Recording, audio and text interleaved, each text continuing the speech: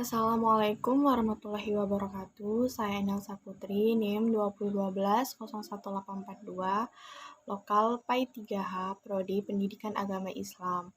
Di sini saya akan menjelaskan tentang filsafat pendidikan. 1. Pengertian filsafat pendidikan. Filsafat adalah kajian kritik terhadap pemikiran yang telah dialami kebenarannya. Sementara pendidikan adalah usaha untuk mewujudkan pembelajaran yang dapat diikuti secara baik oleh peserta didik dalam mengembangkan potensi dirinya. Jadi dapat disimpulkan bahwa filsafat pendidikan adalah kajian kritis terhadap pemikiran dan sifat yang telah atau akan dibuat melalui pencarian yang analisis, konsep paling mendasar untuk menciptakan pertimbangan yang lebih baik dan sesuai dengan skop pendidikan yang berusaha untuk mewujudkan pembelajaran yang dapat diikuti oleh peserta didik dalam mengembangkan potensi dirinya dari segi keilmuan, kepribadian, dan nilai positif lainnya. Pengertian filsafat pendidikan menurut para ahli. 1. Menurut Al-Syaibani, filsafat pendidikan adalah aktivitas pemikiran yang teratur dan dijadikan filsafat sebagai jalan untuk mengatur, menyelaraskan, dan memadukan proses pendidikan. Sedangkan menurut John Dewey, merupakan suatu pembentukan kemampuan dasar yang fundamental yang menyangkut daya pikir maupun daya perasaan menuju tabiat manusia. 3. Menurut Kuren, adalah penerapan serangkaian keyakinan-keyakinan filsafat dalam praktik pendidikan. 4. Menurut Kleiner, filsafat pendidikan merupakan penerapan filsafat formal dalam lapangan pendidikan. 5. Menurut Hasan Langgulung adalah penerapan metode dan pandangan filsafat dalam bidang pengalaman manusia yang disebut dengan pendidikan. 2. Ruang lingkup filsafat pendidikan. Secara umum, filsafat adalah usaha untuk mewujudkan gambaran keseluruhan dari keseluruhan sikap dan kepercayaan yang telah dijunjung tinggi. Lalu pertanyaannya, meskipun skopnya luas, ketika bertemu pendidikan, maka terdapat beberapa rumus utama. Berikut adalah kajian utama filsafat. Itu menurut Rukyati dan Puasi. Yang pertama yaitu merumuskan secara tegas sifat hakiki pendidikan. Yang kedua, merumuskan hakikat manusia sebagai subjek dan objek pendidikan. 3. Merumuskan hubungan antara filsafat pendidikan, agama, dan kebudayaan. 4. Merumuskan hubungan antara filsafat pendidikan, dan teori pendidikan. 5. Merumuskan hubungan antara filsafat negara atau ideologi, filsafat pendidikan, dan politik pendidikan. 6. Merumuskan sistem nilai dan norma atau isi moral pendidikan yang menjadi tujuan pendidikan. 3. Tujuan filsafat pendidikan. Tujuan filsafat pendidikan dapat ditinjau dari tujuan filsafat dan pendidikan itu sendiri.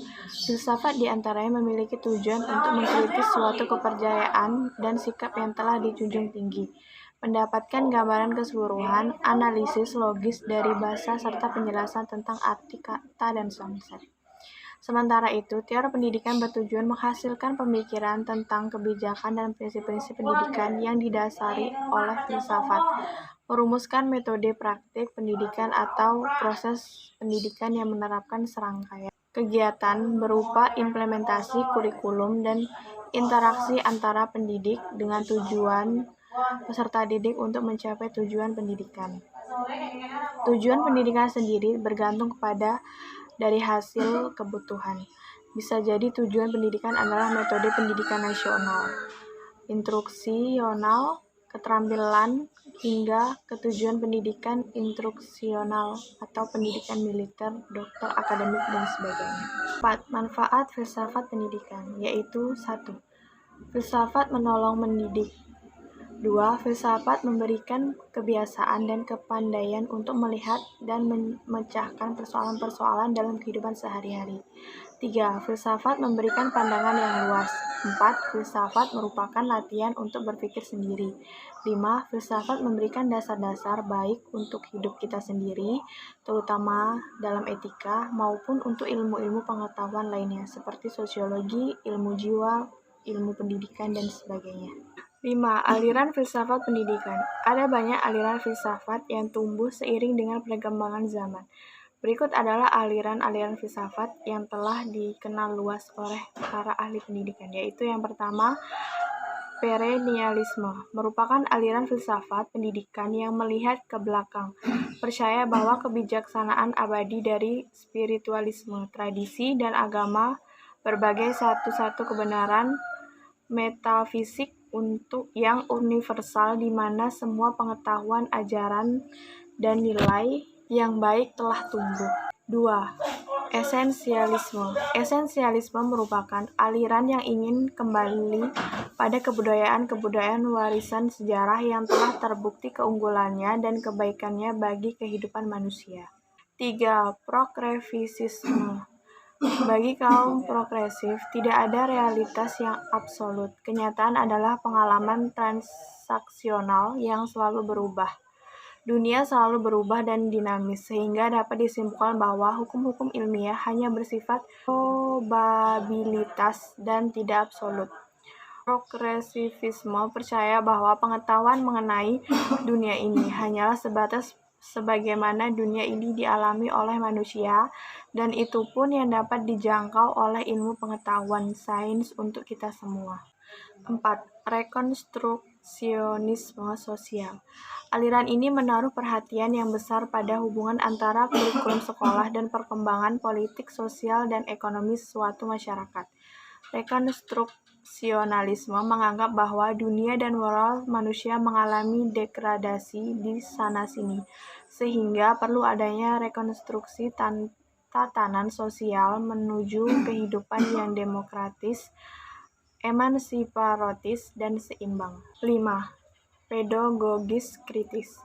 Salah satu unsur pokok dari aliran ini adalah keharusan untuk memandang sekolah sebagai ruang publik yang demokratis. Sekolah didedikasikan untuk membentuk pemberdayaan diri dan sosial.